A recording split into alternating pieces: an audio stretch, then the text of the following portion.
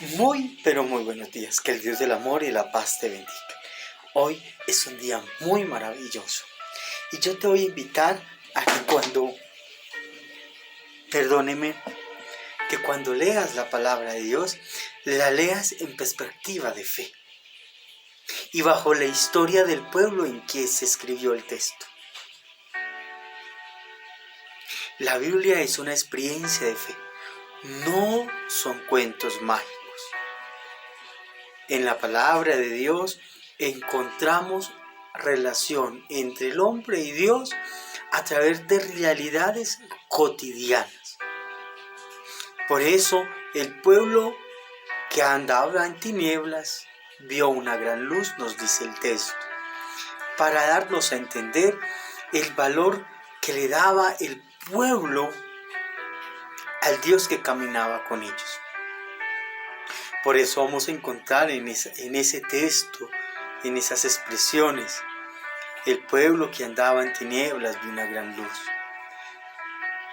Yo seré para ustedes un padre y ustedes serán para mí un hijo. Es decir, el pueblo hebreo, en quien es el compendio de la Sagrada Escritura. Y luego el pueblo judío. Recuerde que no es una tribu sola, son varias tribus que existían en esos periodos. Y esa experiencia de fe nos va demarcando en la historia de la salvación. Por eso siempre se ha dicho historia de salvación, el querigma, el anuncio, la vivencia, la realidad humana en que Dios actúa con el hombre. No separados, sino juntitos, uno con el otro. Cuando tú lees la palabra de Dios y conoces la historia del pueblo de Israel y vas conociendo, te enamoras en verdad de lo que dice el texto. Si no, pues simplemente leerías una palabra y la entenderías como quisieras. Ahí sí, como dicen algunos, como se te diera la gana. Y eso no es así. Para yo coger un libro como la Sagrada Escritura, tengo que fijarme muy bien en qué época se escribió, quiénes son los autores principales del texto, cuál es el fenómeno literario en que escribe. Recuerde que la Biblia no son verdades así científicamente comprobables, no, son verdades de fe. Por tanto, la Biblia utiliza unos géneros literarios. Esos géneros literarios nos adentran a lo que concebía el pueblo de Israel, el diálogo con Dios. Me preocupa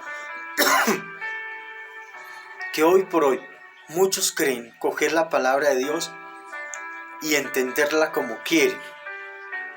Y a veces le dan sentidos que no tiene ni razón. Mejor dicho, dice el dicho vulgar, no tiene cabezas ni pie. Es simplemente un dicho ahí, que vuela, que corre, que está así por así. Y entonces yo digo, esto es verdad. Yo esta semana que estaba dialogando con alguien, él me decía, es que esto es así y esto es así. Y yo digo, ¿cómo puedes interpretar esto? Y esto no lo puedes interpretar. O sea, esto es verdad y esto se interpreta. O sea, esto es así y esto no. O sea, algunas cosas caben en la interpretación, en otras no. Pilas. Si les preguntas a un judío ortodoxo, a una persona del pueblo de Israel, cómo ellos entendían el mensaje de la Sagrada Escritura, te van a decir, párala, no es así como tú la crees. Lo que nosotros hoy conocemos como Biblia fueron varios procesos evolutivos de la literatura. Y se llaman procesos evolutivos porque todo se dio oral. Nada está por escrito. Entonces van empezando a coger textos y empezándolos a asumir y a colocarlos por escrito, porque el pueblo judío tenía miedo de que se perdiera la tradición oral.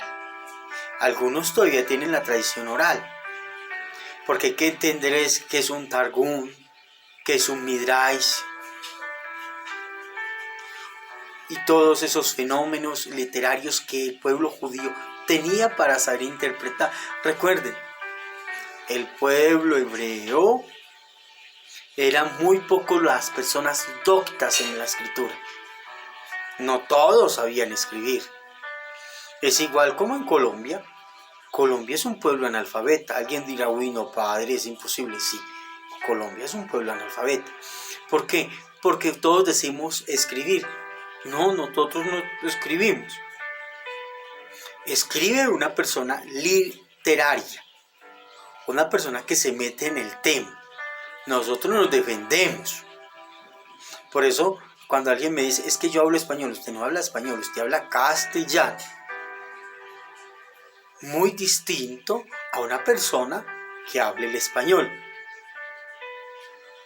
¿Por qué? Porque es un proceso. ¿De dónde nace el castellano? Del proceso del latín, de una formación, de un proceso de lenguaje que a nosotros se nos dificulta. Por ejemplo, en Colombia todos hablamos castellano, pero en hablar castellano no quiere decir que todos nos entendamos. Por ejemplo, para los santanderianos, uno estar bravo para ellos es estar, ustedes ya saben. Para nosotros lo que le llamamos zapallo, que es una cosa grandotota, en otras partes le llaman auyama. Para nosotros en el valle una banana es un dulcecito, por aquí es un confite, un ejemplo, o un dulce, porque la banana es una cosita, un bananito chiquitico. Nosotros lo conocemos como banano chiquitico. Y a algunos le dicen bocadillo a ese banano. Y uno entiende por bocadillo en el valle que es un pedazo de lonja que es de guayaba y que uno se lo come. Eso se llama bocadillo. ¿Ves que nuestra propia expresión nos dificulta a veces para comunicarnos? ¿Cómo sería nosotros entender otro idioma distinto al nuestro? Ejemplo, el hebreo, el griego, el arameo, una literatura que no nos pertenece, no es nuestra. A nosotros nos llegó en nuestro idioma con unas falencias de producción literaria, es decir, de unas interpretaciones o de unas simulaciones un poco erróneas.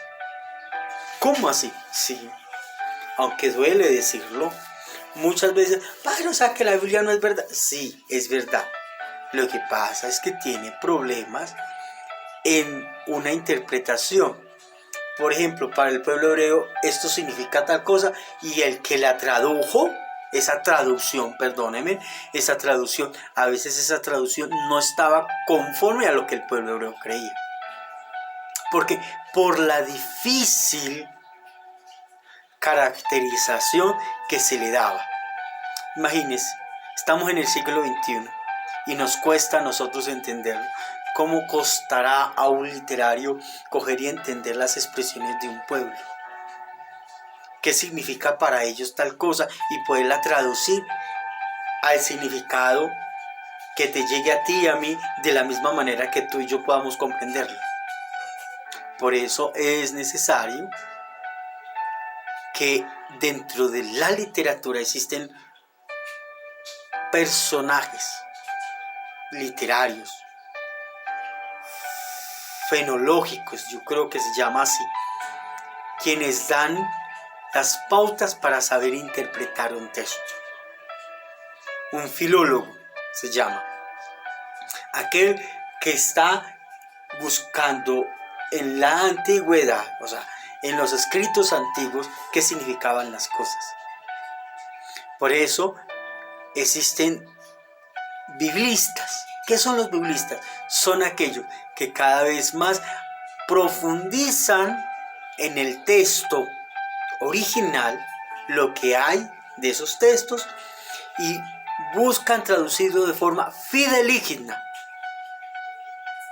con derecho a equivocarse.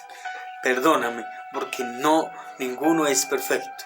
Todos tienen derecho a equivocarse, y más en la literatura. Por eso, cuando tú leas la palabra de Dios en tu idioma, en lo que tú tienes ahí escrito, sepa que es necesario buscar escritores fidedignos, es decir, que nos puedan un poco llevar mejor a comprender el texto. Si no, entonces cometerías un error. Y hay varios textos muy interesantes, muy buenos, muy recomendables que tú puedas leer, que se acercan a los escritos originales de la Biblia. Tarea. ¿Quieres aprender a leer la Sagrada Escritura? Recuerda lo que te dije. Hay que saber el contexto en que se escribió, los autores y la forma literaria en que se escribieron. ¿Por qué? Porque es experiencia de un pueblo. Igual como tú tienes la experiencia tuya entre tú y Dios, así el pueblo judío la tenía. Era una experiencia personal.